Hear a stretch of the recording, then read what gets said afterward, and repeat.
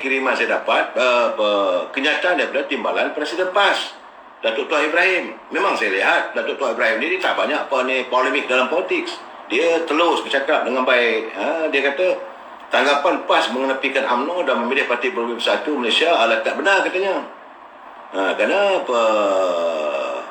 kata Tuan Ibrahim, parti itu masih lagi dengan UMNO, masih lagi ada hubungan muafakat nasional. Memang betul pun muafakat nasional tidak dibubarkan secara resmi lagi, tetapi bunga-bunga kita dah nampak.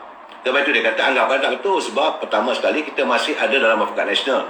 Cuma anggapan itu timbul sebab PN didaftarkan, dan bila didaftarkan PAS menjadi komponen. Dia tahu, dia kata. Jadi kerana itulah orang beranggap seolah-olah kita nak tolak UMNO. Sebenarnya tidak, sebab UMNO dah ada Barisan Nasional dan mereka pun buat kenyataan bahawa akan bertanding atas tiket Barisan Nasional. Ini kenyataan tulus daripada Tuan Ibrahim Tuan Man yang mahu menyantuni. Cuma kita hairan lah setengah pimpinan dalam PAS. Saya tak kata semua saudara, warga PAS jangan marah kat saya. Saya menzahirkan Sabah malam ini memberi pencerahan dapatan saya. Sebab saya kata macam Tuan Ibrahim, tak ada masalah pun. Cuma yang saya hairan sekarang ni zaman saya minta maaf, warga PAS jangan marah, sebab dalam saya punya catatan saya dapat cantik sungguh bahasa Tuan Guru Tuan Haji Adi. Dulu masa kita berperang dulu adalah isu kafir-mengkafir, ajaran itu, ajaran ini. Jadi bagi saya lah keadaan ini nampaknya seolah-olah akan berulang balik. Apabila kerana mempertahankan undi pengundi-pengundi muda ini mau dinafikan oleh pimpinan kerana dia menyokong tindakan kerajaan, kerana dia sudah menjadi sebagai dalam kerajaan. Jadi mula mengeluarkan dalil-dalil yang bukan-bukan. Apabila dikatakan dalil manusia ini, dia kata tahap matangnya bukan ini 18, dia kata sampai 20 tahun. Itu yang saya argue tadi. Anak gadis sampai waktunya haidnya datang ada yang berusia 9 tahun, ada yang 12 tahun. Sedangkan yang kita minta adalah 18 tahun ke atas. Begitu juga setiap lelaki, tak tahulah bahasa memain siapa ke, akhir balik.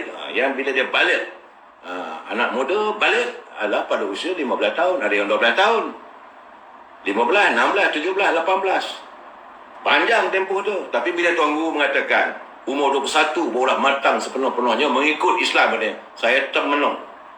Kata Tuan Guru dah mula dah ni. Sebab saya melihat juga cantik tu bahasa Tuan Guru ni kadang saudara. Sebab laporan Metro yang ditulis oleh saudara Nur Fazlina Abdul Rahim dan Siti Rohana, boleh semak Metro. Bila Tuan Guru Haji tiba-tiba dia kata jangan peduli anjing yang menyala, saya pun menung, astagfirullahalazim. Kenapalah sanggup membinatangkan sama manusia?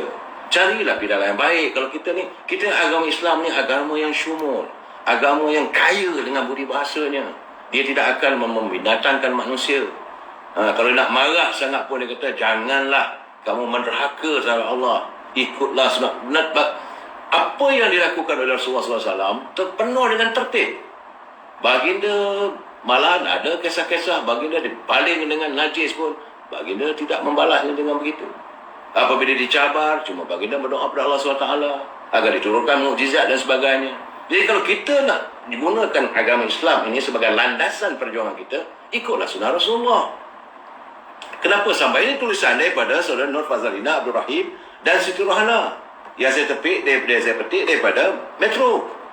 Dia kata jangan peduli anjing yang menyala. Jadi kita yang membicarakan soal ini, yang menyuarakan pendapat, dianggap sebagai anjing.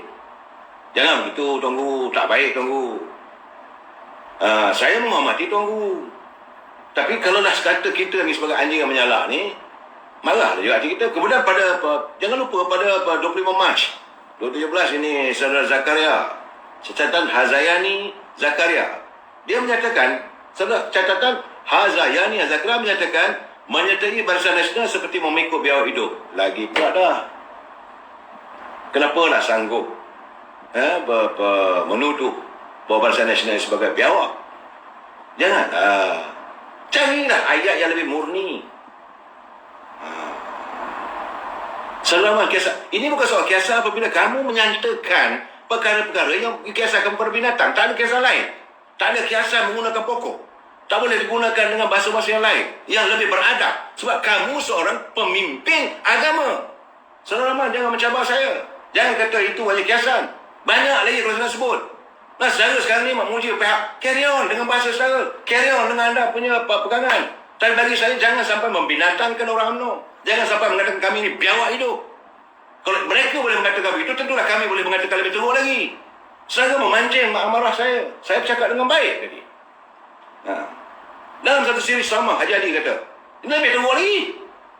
Dalam satu siri sama, Haji Hadi menyifatkan ahli parlimen yang melompat diumpamakan seperti monyet. Sekarang ini dia dah bersama dengan orang. Sebab itu saya kata, jangan kita membinatangkan orang. Jangan. Saya tak ada, sebab itu saya menggunakan kata belajar. Perumpamaan saya ikan belajar. Itu perumpamaan saya. Tidak membinatangkan, saya tak ada kata monyet. Kenapa Tuan Guru sebagai seorang guru agama? Sebut orang mau, ikut sedap mulut, tak boleh. Kenapa tidak disantuni macam mana Tuan Ibrahim? Kenapa tak disantuni sebegitu? Bicara orang agama ni lembut. Bukan orang macam saya. Orang saya ni membalut di tak malam. Ini keadaannya. Tanggal 19 Mac. Dalam catatan Malaysia Kini melaporkan kenyataan Haji Hadi. Ini tanggal 19 Mac. Kata Haji Hadi, buaya telah menyelam kembali. Pula dah. Jadi perumpamaannya tak lain. Binatang, monyet, beruk. Ini ya. Akhirnya besok orang kata nanti kalau kita kata kita tak mau dengar lah cakap-cakap kaldai unta-unta, apa pula perasaan anda? Akhirnya kita sama-sama kita membinatangkan dalam perumpamaan kiasan berpolitik. Ini tak betul. Sebab itulah mungkin kerana inilah jangan lupa saudara, baginda Rasulullah SAW berpesan, bersabda, mafhumnya. Apa kata baginda Rasulullah? Akan sampai ketikanya nanti umat selepas aku nanti yang aku khawatiri apabila ulama mendatangi umara. Ini kena pegang ni. Saya sentiasa tanam dalam fikiran saya. Ulama tak boleh mendatangi umara. Umara itu pemerintah. Ulama itu yang menjaga perjalanan agama Islam kita ni dengan dalil-dalilnya. Ini keadaannya. Kenapa bila kamu yang bergelar ulama ini sudah bercampur gaul dengan umara, hancur umat. Kamu tunggulah kerosakan yang akan mereka lakukan. Ini bukan kata saya, itu kata junjungan. Jadi saya haraplah warga PAS, saya tak marah pada saudara. Tidak, tapi bila kita melihat pimpinan sebegitu membinatangkan sama manusia ini, saya kata tak wajar. Ini bukan cara kita berpolitik. Ini bukan cara Islam berpolitik. Islam apabila kita dicabar, baru kita melawan. Tapi seboleh-bolehnya kita santuni dengan baik. Islam lakum dinukum waliyadin. Agamamu, agamamu, agamaku, agamaku. Dalam ayat yang kita baca setiap hari kalau kita sembahyang, qul ya ayyuhal kafirun, wahai kamu orang-orang kafir. Walaupun kamu kata agama kamu baik, tapi agamaku juga lebih baik. Tapi ingatlah, lakum dinukum waliyadin. Agamamu, agamamu, agamaku, agamaku. Islam dah tunjuk. Artinya bukan kita mesti bermusuh. Jadi dalam keadaan begini, jangan, saya minta Tuan Guru Haji Hadi, dah jadi sekarang dah berada dalam kerajaan, dah jadi menteri, bertaraf menteri, ada kalangan warga PAS dah jadi menteri, jangan terlajak lagi. Enough is enough.